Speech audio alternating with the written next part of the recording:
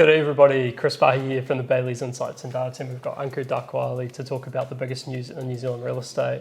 Ankur, we've got a massive lineup today, bit of interesting stuff. So we've got the government's investigation into the tax rates for the wealthy, changes to first home grants and to the Reserve Bank's LVR limits, content from Dubai and London, and the property of the week. First things first though, pretty cool place. We're about to open. Oh, it's a real cool place. So we are at the sub-penthouse at the Cab Apartments in central Auckland.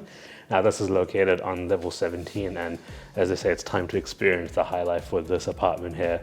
4 bedrooms, 4 bathrooms with 2 car parks as well. Spacious design with luxurious finishes and state-of-the-art appliances as well. Foreign buyers can take advantage of this with overseas exemption to the building.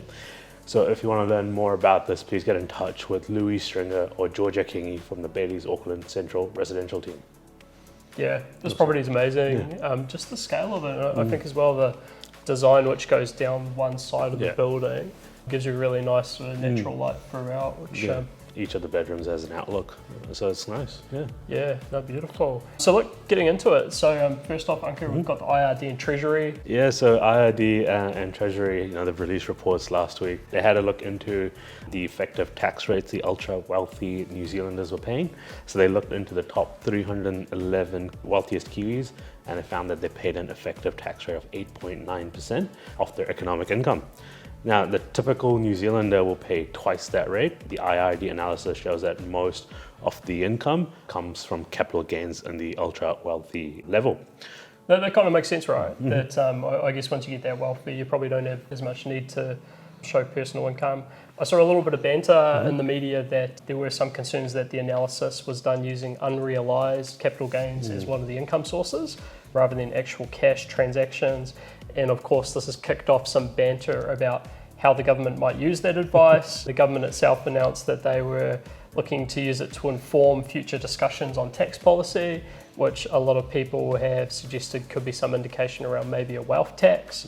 So interesting. Yeah, it is. I mean, we know wealth taxes are always hard to implement. Lots of intricacies involved with it. So it'll be interesting to see how it happens, especially with the election around the corner.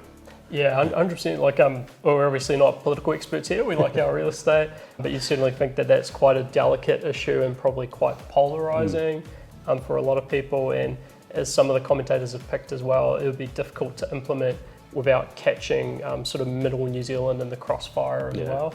So yeah, we'll sort of wait and see as to where that one goes. And Chris, we also had changes in the first home grant price caps. So these are the price cap that you have to buy under to be eligible for the first home grant. Yeah, that's right. So they announced some sort of tweaks to the caps for those. Now, the way this works is if you've been contributing to KiwiSaver for the last 3 years, you can get a grant of up to $10,000, and it's tied to the price of the property, whether it's new or existing, and also the length of time that you've been contributing. And so the caps are designed to capture basically the lower quartile, so the bottom quarter of the market in different parts of New Zealand. And given the changes to the market, they've reset some of those caps. And it's really hard to follow. If you actually look at the table, it's like a complete scattergun in terms of what's happening around New Zealand. Some of the points that you could spot in there was increase in Matamata, Taupo, Whakatane and Christchurch. They'd increased the caps there. They decreased the caps in Kawerau. No change in Auckland, Wellington or Queenstown though. But yeah, if you do want to get a sense of what's happening, you'll need to jump onto the web and actually have a look at the table of what the price caps are by region, because there's no easy way to summarise it in a nutshell. But yeah, it's basically free money. Exactly, yeah. So you are buying below those caps, well worth checking out, or maybe if you've got some family members who are looking at it as well. Also in that policy space, we had the Reserve Bank propose some changes around LVR. Yeah, so the Reserve Bank, they're proposing to slightly relax the LVR restrictions on high-risk mortgage lending. So if you remember, the current restrictions were set in November 2021, and the proposed easing of the LVR restrictions will take place from the 1st of June 2023. So owner-occupiers above 80% LVR increase the limit from 10 to 15% of loans now. So the banks can give more loans to higher LVRs. Investors with high LVR from 5% above the 60% threshold to 5% above 65% threshold now. Pretty tricky. Like when you actually look at it, where we sort of pick, I think generally that we think it's a minor benefit for the market. Yeah, and we won't think it'll have a major impact on the market as it is now, just because of the higher interest rate. Serviceability is the major factor that's dictating where the banks are lending. Yeah, I think that's the same sort of impact for that first home grant. Caps are generally higher, but it's not really too significant for the market because it is a very specific sort of issue. So yeah, a bit of interesting stuff happening around the New Zealand market just in that policy space. Going offshore, so global partner Knight Frank released their latest UK residential market update, April 2023. Ankur, what do we know from that? Yeah, so this study looks at the UK residential market, as you said. There are more indicators that are pointing towards positive market sentiment now, with surveys showing positive signs, so that's looking good for the UK market. Demands for both remortgages and housing purchases is expected to pick up during the second quarter of 2023.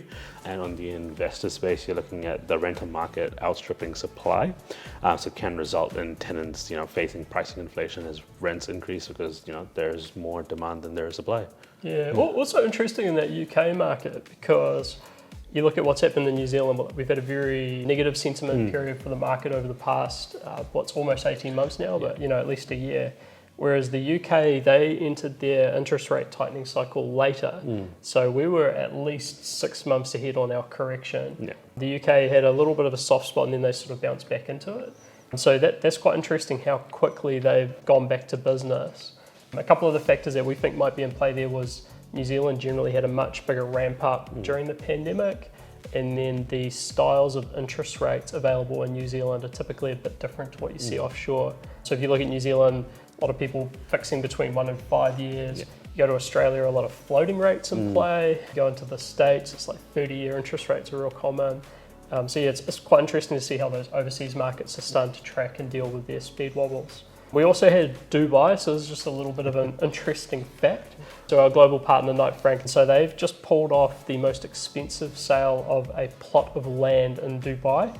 So Ankur, what do we know about the sale? Yeah, so Knight Frank and Dubai has sold this 2,300 square meter site on the artificially created Jumeirah Bay Island, sold for the US $34 million. So if you convert that to Kiwi money, that's 55 million circa. The vendor made a profit of a massive 242% in 2 years' time, and it's a record price for a site of this kind of nature. It's interesting because those prices for the beachfront properties there have been starting to really pull up in value just as the supply gets tighter. Yeah. And the other thing that's happening in Dubai is the market there's actually been quite strong recently as foreign money starts to come back into the country. So yeah, well done to the team in Dubai. It was pretty interesting. And finally, to wrap up, we've got the property of the week. So Ankur, what do you have this week? Yeah, so I got a real cool property down in Wellington. So I've got 21 Dillon Street in Lowry Bay in Eastbourne. So this is a private sanctuary in the prestigious Lowry Bay. 4 bedrooms, 3 bathrooms on 1,957 square meters of land. Panoramic views across both the sea and the forest, so quite unique. It's got stunning kitchen, multiple decks overlooking the bays. If you want to learn more about this property, please get in touch with Matt Horrigan from the Bayleys Wellington residential team. And what about this apartment we're at, Chris? Yeah, so my property of the week this week has to be this one. So the sub-penthouse at the Cab. This is time to experience the high life. 4 bedrooms, 4 bathrooms, 2 car parks, spacious design, amazing finishes, state-of-the-art appliances. Really cool layout, which is something that we observed snooping around. If you're a foreign buyer, you can take advantage of the overseas exemption for the property. So if you want to learn more, contact Louise Stringer or Georgia Kingy from the Bayleys Auckland Central Residential team. With that said, we'll wrap it up here. So massive thanks to the vendor for this property, the Bayleys Residential Projects team, for hosting us today. Ankur, thanks very much. Thanks, Chris. And we'll see you next time. See ya.